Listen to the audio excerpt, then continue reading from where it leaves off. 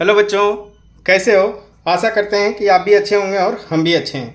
तो आज आपको क्या लेना है, रूट 7 के लिए हमें संख्या रेखा पे दिखाना है। इससे पहले आपको रूट 2 भी बताया, रूट 3 भी, फिर रूट 5 बताए, रूट 6 भी बताए, रूट 7। अब रूट 7 के लिए आपको क्या है, रूट 5 पहले आना चाहिए। 5 बनेगा, फिर 6 बनेगा, तब 7 जा करके बनेगा।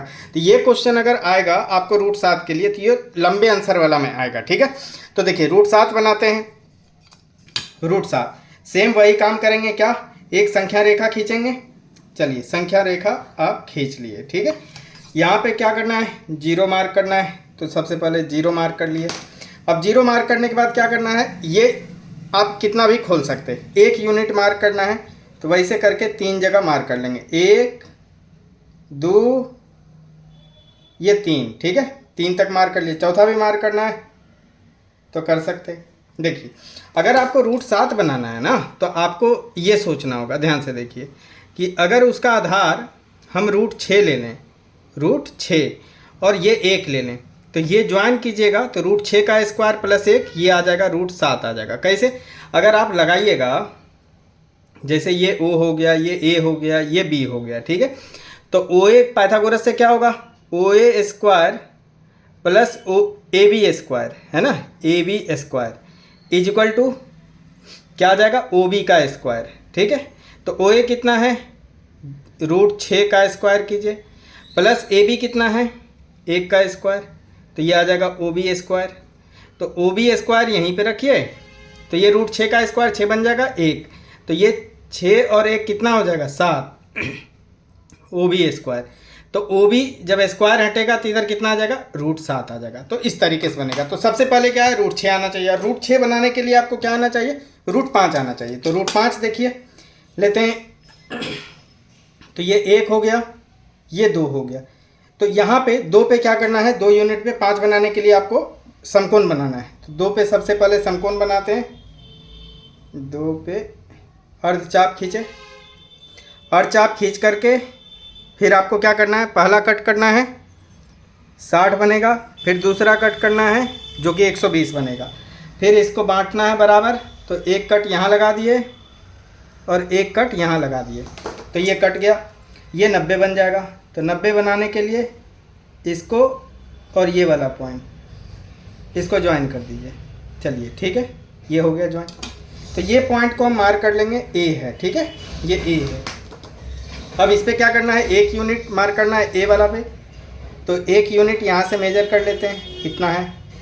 तो इसको इस पॉइंट पे रख करके हम इसको कट कर दिए। ठीक है, तो यहाँ से आपको ये पता चल गया कि ये पॉइंट है। ठीक है, इधर वाला।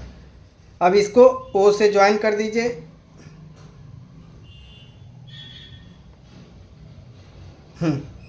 तो ये आ गया, ज्वाइन कर दिए।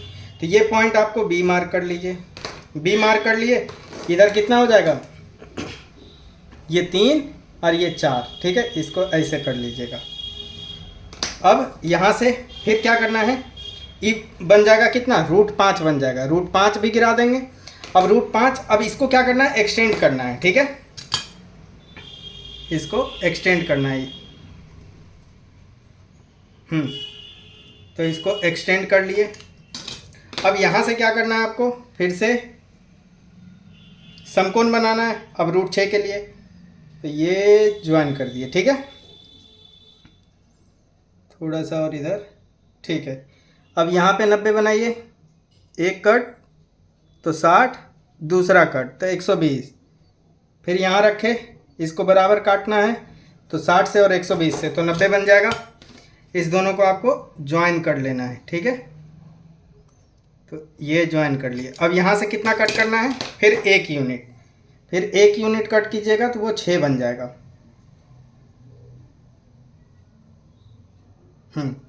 तो ये रखे, यहाँ कट किए, तो ये रूट 6 बन गया। अब रूट 7, फिर यहाँ पे हमको क्या करना होगा, 90 बनाना होगा।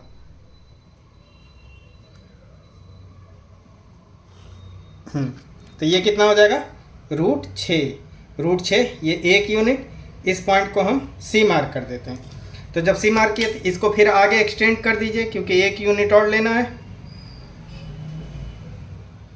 थोड़ा सा एक्सटेंड कर दिए। ठीक है, अब यहाँ से आपको फिर क्या करना है, फिर अर्ध चाप लीजिएगा सी पॉइंट पे और फिर आपको 1 यूनिट फिर यहाँ पे 90 बना करके कट करना है। तो पहला कट और दूसरा कट, ये रख लिए। अब इसको बराबर काटना है, ये हो गया। तो फिर अब सी पॉइंट से इसको ज्वाइन कर दीजिए, ये हो गया। अब इस पे कितना लेना है, 1 यूनिट आपको कट करना है। तो ऐसे एक एक यूनिट आप करते जाइएगा और आपका फिर बनते जाएगा।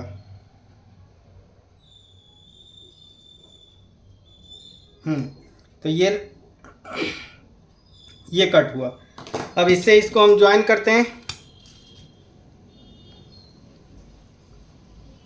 इससे इसको ज्वाइन करना है। तो ये पॉइंट आप मार्क कर लीजिएगा कि ये डी है। तो ये कितना हो जाएगा, √6, ये 1, ये √7 आ जाएगा। ठीक है, तो अब क्या करना है, इससे चाप लेना है। ठीक है, देखिए ये पॉइंट रखना है और डी पॉइंट पे मिलाना है। डी पॉइंट आ गया। अब इससे आप इस पे चाप गिरा दीजिए, तो ये √7 बन जाएगा। ठीक है, ये √7। आप बोलिएगा √6 भी इस पे दिखा दीजिए, तो वो भी देख सकते हैं। बस √6 के लिए ये वाला है, तो इसको थोड़ा सा यहाँ कीजिए, सी पॉइंट पे ले आइए, सी पॉइंट। अब फिर इससे चाप नंबर लाइन पे गिरा दीजिए। तो देखिए ये कितना आ जाएगा, √6। √5 देखना है तो बी वाला पॉइंट को ज्वाइन करना होगा। तो ये यहाँ से ये। बाकी आप चैनल पे नए हैं तो चैनल को सब्सक्राइब भी कर सकते हैं और वीडियो को लाइक कर सकते हैं और दोस्तों के भी साथ शेयर कर सकते हैं। तो देखिए √7 भी जो है सो बन गया। तो इस पे आपको मेनली ध्यान रखना है। ठीक है, चलिए मिलेंगे अगले वीडियो में। यहाँ तक आप वीडियो देखें, आपको पसंद आया होगा, आप इसी तरीके से लाइक कीजिए, सब्सक्राइब कीजिए। Thanks for watching.